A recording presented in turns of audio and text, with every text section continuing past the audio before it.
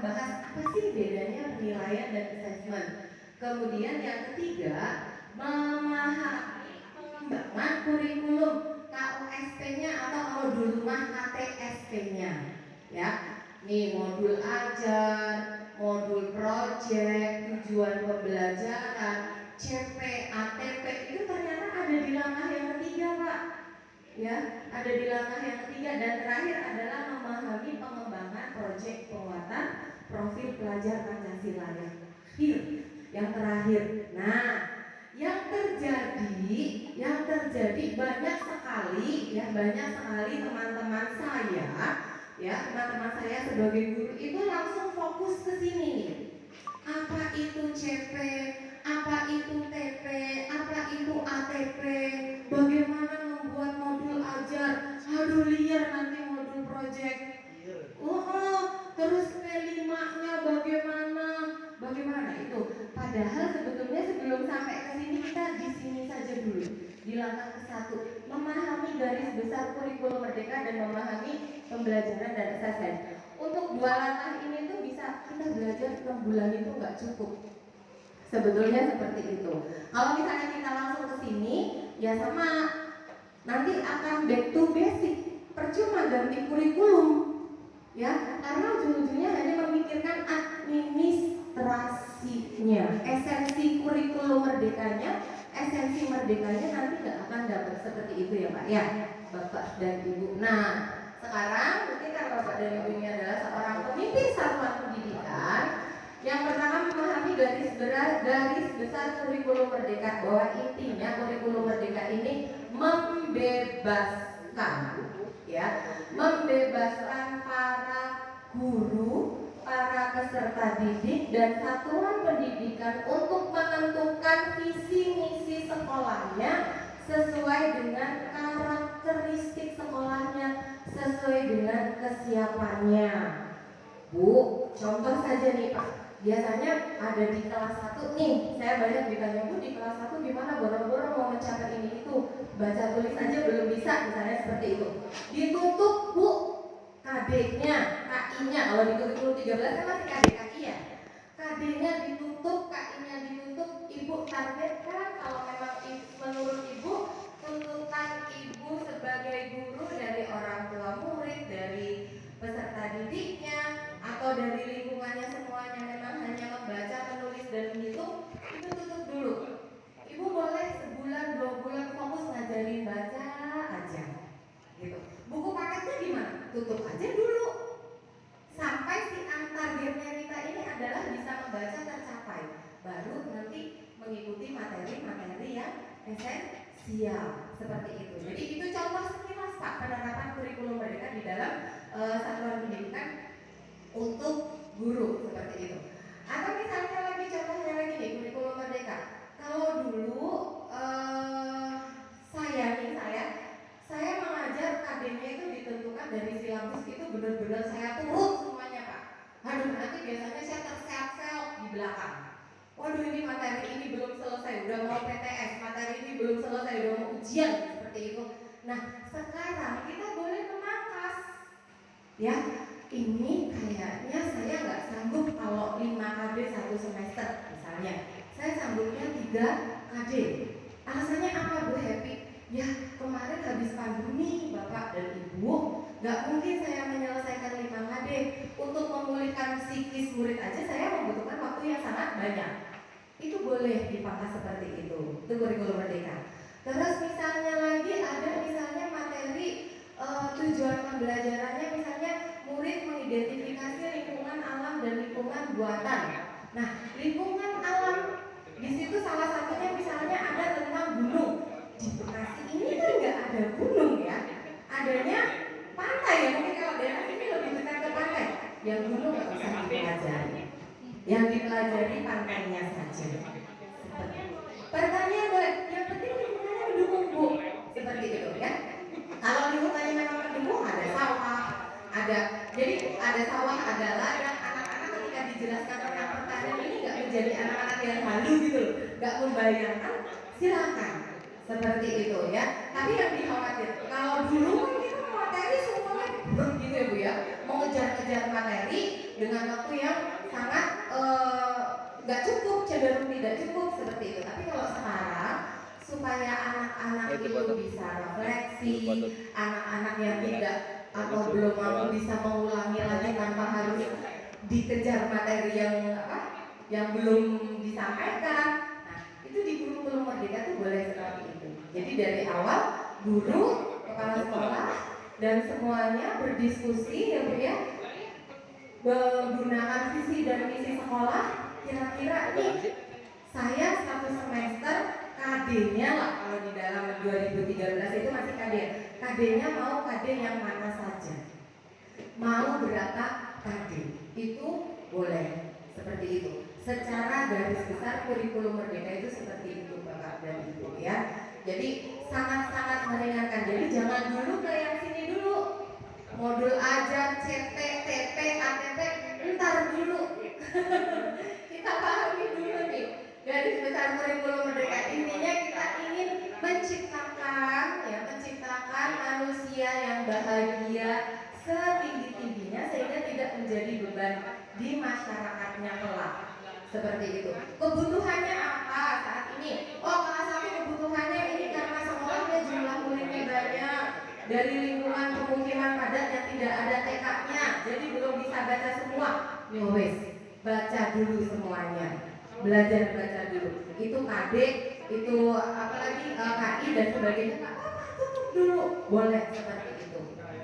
Ya, sampai di situ dulu ya Bapak dan Ibu. Sampai di sini ada pertanyaan tentang garis besar kurikulum Merdeka?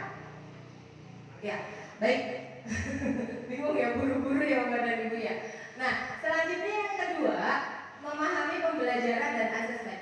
Kalau kita sudah memahami garis besar kurikulum Merdeka bahwa adalah anak itu belajar tidak dikejar-kejar materi. Anak diberikan waktu banyak untuk melakukan praktek, untuk menganalisis, untuk menanya dan sebagainya karena ada P5-nya itu. Maka pembelajarannya otomatis akan tercipta pembelajaran yang menyenangkan karena sesuai dengan kebutuhan anak-anak, sesuai dengan kesiapan gurunya, kesiapan sekolah, kesiapan anak-anak, gitu kan? Karena kalau misalnya dari gurunya sendiri nggak siap juga anak-anak pasti berat ya Pak nerimanya ya. Kita mau ngajar misalnya Bu, saya mau ngajar, aduh saya terpaksa banget nih ngajarin luas lingkaran, rumusnya saya ngapalin dulu malam, besok pagi akhirnya ketika menerangkan saya belum, karena saya sendiri belum paham, ya saya nggak bisa 100%. Otomatis anak-anak, ya begitu. Jadi di dalam kurikulum Merdeka itu enaknya tuh seperti itu Bu. Kita betul-betul diberi kebebasan. Kayaknya anak kelas 6 nggak perlu deh mempelajari, misalnya ini misalnya ya, kayaknya nggak perlu deh mempelajari tentang sampai ke luas permukaan tabung. Cukup mereka tahu volume tabung saja, boleh. Seperti itu. Karena waktunya nggak cukup, ada bulan puasa, bulan April atau Mei udah harus ujian sekolah dan sebagainya, itu boleh. Daripada kita mengejar materi tetapi nggak dapat, lebih baik sedikit saja tapi dapat, seperti itu intinya. Nah, otomatis di dalam pembelajarannya pun akan menyenangkan, interaktif, seperti itu ya. Kalau untuk pembelajaran mungkin saya tidak akan bicara banyak karena rata-rata hampir semua guru sudah kreatif ya Bapak dan Ibu ya. Kemudian di sini assessment atau penilaian ya. Sebetulnya hanya beda istilah ya, cuma di sini bedanya gini Pak Bu. Di dalam kurikulum Merdeka, assessment itu ada dua. Ya, ada assessment formatif dan assessment sumatif. Assessment formatif dibagi lagi Bu. Kalau dulu kan kita tahunya ulangan harian ya. Padahal kita tanya hanya ulangan harian, habis satu bab ulangan, habis satu bab ulangan, PTS kan gitu ya. Tetapi di dalam kurikulum Merdeka Bu, Pak, assessment ini harus dilakukan sesering mungkin. Bahkan di awal pembelajaran itu kita sudah melakukan assessment, namanya assessment diagnosa. Ya.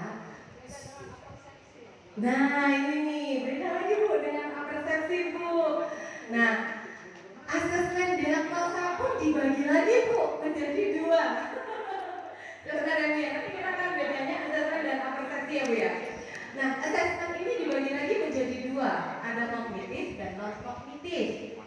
Kognitif ini bisa salah satunya persepsi, ya. Tapi baru salah satunya. Artinya ada lain lagi ya Bu ya. Asesmen kognitif ini biasanya berkaitan dengan materi yang akan kita sampaikan. Saya cek dulu nih, kayak tadi kan saya membagikan ini Bu. Saya ingin tahu Bapak dan Ibu, ya kan, yang sudah diketahui kurikulum Merdeka itu yang mana? Itu saya melakukan diagnosa kognitif. Oh ternyata kosong, oh berarti sudah tahu semuanya. Artinya saya lanjut ke yang ini, gitu. Tapi kalau ternyata banyak yang belum tahu kurikulum Merdeka, berarti saya harus mulai dari sini. Saya nggak bisa loh harus mulai dari sini kalau audiens saya atau peserta saya pasti ada di dalam. Seperti itu diagnosa awal, gitu. Nah, selanjutnya di saat pembelajaran asesmen formatif itu dilakukan sesering mungkin setiap hari, ya, dan tidak harus dengan menggunakan soal, gitu. Di sekolah saya Bapak dan Ibu PTS kemarin ya pas ya mohon maaf semester 1 kami tidak menggunakan soal tertulis, kami sudah menggunakan game.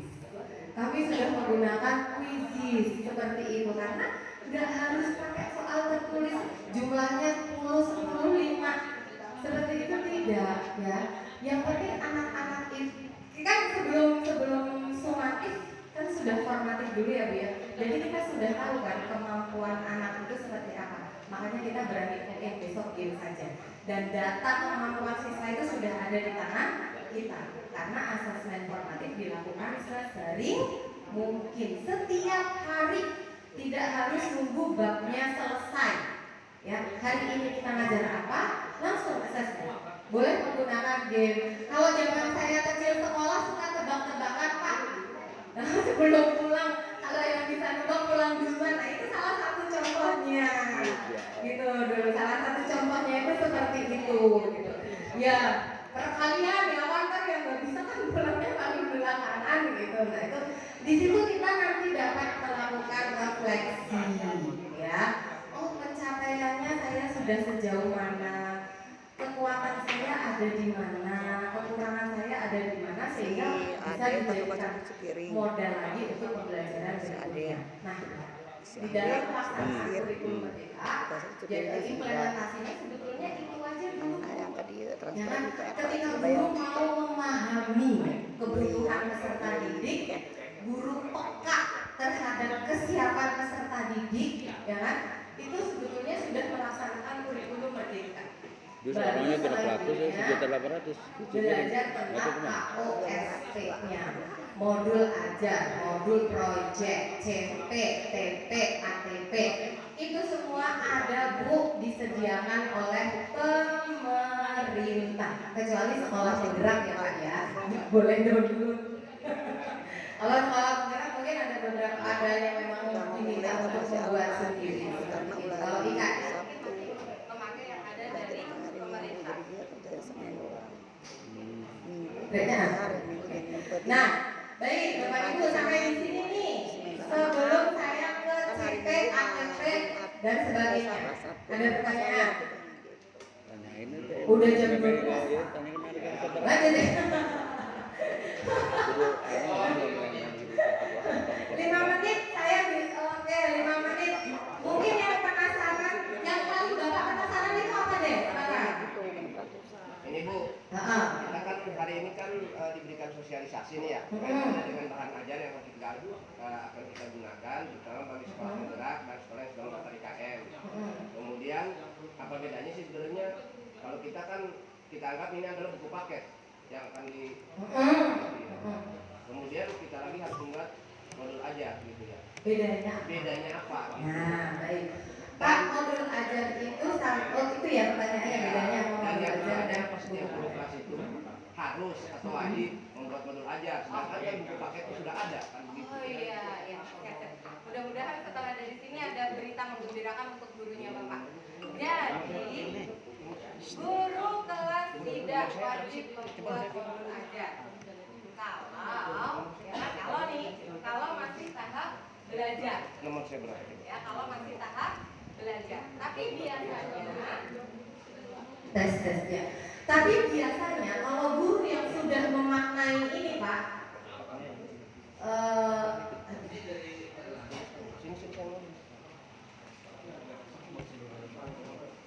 kalau guru yang sudah memaknai pembelajaran dan assessment, mereka akan tertagih membuat modul ajar sendiri. Nah, sekarang apa bedanya modul ajar dan buku paket? Modul ajar itu sebetulnya sama seperti RPP Pak, cuma ganti nama. Modul ajar itu, jadi saya dulu sebelum belajar saya bayangin modul ajar itu kayak modul saya kuliah di PT, gitu isinya materi-materi. Ternyata modul ajar itu adalah RPP. Ya. Saya juga berasumsinya seperti itu, yang modul belajar itu kan bahan ajar kan? Modul ajar itu sendiri, bahan ajar sendiri. Nah, bahan ajar itu salah satunya buku, paket, video, PowerPoint dan sebagainya, ya. Dirangkum. Jadi modul ajar itu sama dengan RPP. Ya, dan RPP ini Bapak, dia kan satu kan satu rombel ya, satu rombel misalnya kelas 1 itu cukup satu modul ajar aja gitu, jadi bisa bareng-bareng. dia bisa habis dari mangkat tuh Kan waktu merdeka sudah berdasarkan mapel ya Pak ya, misalnya Ibu A membuat modul ajar PKN, Ibu B membuat modul ajar matematika, dan modul ajar ini boleh dibuat satu CP, satu modul ajar, dan satu CP itu bisa 4 atau 5 kali pertemuan. Gitu. Jadi nggak setiap hari, kalau FPP kan setiap hari ya Pak ya, atau per pertemuan. Kalau FPP kan setiap hari ya. Nah, kalau modul ajar itu tidak. Gitu. Per CP aja. Oh, saya untuk CP ini kira-kira butuh berapa kali pertemuan seperti itu. Itu ya Pak ya. CP itu kan istilahnya apa tuh ya? KD. KD. Iya. CP itu adalah KD. TP itu adalah tujuan pembelajaran. Kalau TP itu alurnya. Jadi untuk mencapai CP, guru kan harus menentukan TP, tujuan pembelajaran. Nah, tujuan pembelajaran itu membutuhkan waktu berapa menit, apa yang akan dilakukan, itu yang dimaksud dengan ATP atau silabus. Zaman dulunya gitu, Pak ya. Mungkin kalau dianalogikan gini deh, secara lemah ya. CP itu apa sih? Rajuna lemah ya. Saya mau pergi ke Surabaya. Surabaya itu adalah CP-nya Pak. CP, capaian pembelajaran. Finalnya saya itu adalah Surabaya, yang dapat dicapai anak-anak per fase atau 2 tingkat. Nah, untuk sampai di Surabaya itu, supaya saya nggak capek, saya berhenti di Cirebon, berhenti di Semarang, berhenti di Jogja. Nah, di Cirebon, Semarang, Jogja itu adalah tujuan pembelajaran, gitu ya. Terus saya di Semarang ngapain, di Cirebon ngapain? Karena tujuannya supaya nggak capek, supaya saya tetap bahagia nih sampai Surabaya. Di Cirebon saya jadwalkan 1 jam istirahat, makan kepal gentong, mampir ke rumah saudara, kemudian saya ke alun-alun. Nah, di Yogyakarta saya ngapain lagi? Di Semarang saya ngapain lagi? Seperti itu ya. Jadi ada programnya. Ketika itu semua disusun menjadi satu, itu yang disebut dengan ATP. Alur tujuan pembelajaran. Jadi analoginya seperti itu. CP, kita punya CP dulu, punya tujuan dulu ya Bu ya. Punya tujuan dulu, baru punya tujuan pembelajaran. Punya CP dulu, capaian finalnya kan? Capaian finalnya adalah Surabaya. Ya, capaian tujuan akhir gitu lah. KD-nya lah, kalau dulu kan KD ya, sekarang ganti CP. CP-nya saya itu Surabaya. Nah, supaya sampai ke Surabaya tidak capek, saya berhenti di Cirebon. Cirebon, Semarang, Yogyakarta. Cirebon, Semarang, Yogyakarta ini adalah tujuan pembelajaran. Gitu.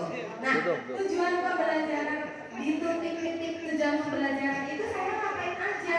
Makan kepal gentong, sholat, ke rumah saudara, ke alun-alun. Nah, di Semarang saya ngapain aja? Di Jogja saya ngapain aja? Semua dirangkum, disusun menjadi satu. Membutuhkan waktu berapa menit istirahatnya? Itu menjadi APP.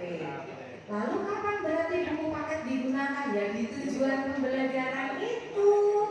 Gitu. Nah, buku paket Erlangga ini sudah sangat sesuai dengan esensi dari kurikulum Merdeka. Untuk mencapai tujuan pembelajaran itu tadi dibantu dengan buku paket berangkat. Seperti itu, Pak.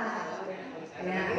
Dalam modul ajar itu selain CP, TP, ATP ada lagi ya? Ada. Ya, ada dimensi P5-nya. Nah, dimensi P5-nya. Kalau dulu di RPP kurikulum 13 itu ada pendidikan karakter yang diharapkan kan gitu ya? Ya kan ya? Ada pendidikan karakter yang diharapkan, disiplin, mandiri, gotong royong, banyak banget gitu kan. Nah, di setiap modul ajar P5 itu kan ada berapa, Bu? Ada berkebinekaan global, gotong royong, nalar kritis, kreatif, mandiri. Ada 6 ya? Nah, itu cukup ambil 1 atau 2 dimensi saja. Ya, 1 atau 2 dimensi saja. Karena apa? Nah, dari 2 dimensi ini ternyata nanti beranak pinak. Dari dimensi misalnya Bu Herti ambil dimensi bergotong royong. Gotong royong sub elemennya apa lagi nih?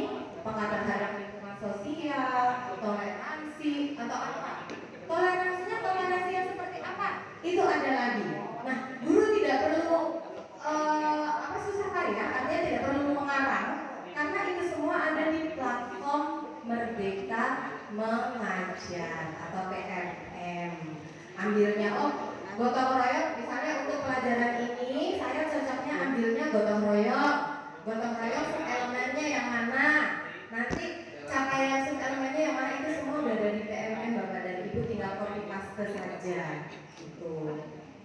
Jadi artinya sama Bu ya, kalau misalkan kita melihat alur yang ini, CP itu bisa diartikan langkah yang pertama begitu, yang sini. Ya, nah CP ya, dan CP itu sudah ada Pak dari pemerintah.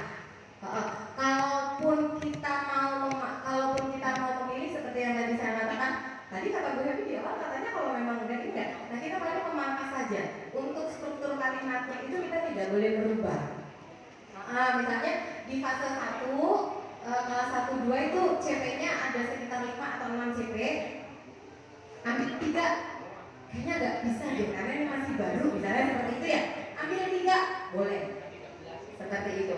Ambil 3 atau ambil 2 atau usul semuanya silakan, seperti itu. Tapi kalau untuk struktur kalimatnya itu nggak boleh berubah. Tapi kalau TP-nya itu suka-suka guru, boleh. Suka-suka guru hari ini mau ngapain, seperti itu. Gitu. Jadi sebetulnya sama Pak seperti kurikulum 13, makanya kembali lagi kalau kita langsung fokus ke sini nanti jatuhnya cuma administrasi. Kasihan teman-teman guru, nanti teman-teman saya nanti akan terseok-seok di sini. Jadi ketika melakukan memahami garis besar dan memahami pembelajaran dan assessment dengan prinsip kurikulum Merdeka itu sebetulnya sudah pelaksanaan kurikulum Merdeka Pak. Terus gini Bu, dalam kurikulum Merdeka itu kan asesmen itu kan bagi dua ya. Ya. Formatif dan sumatif. Ya. Kemudian kita kan yang 5 sekolah ini kan tahun ini akan menerapkan itu gitu kan. Berarti kan nanti untuk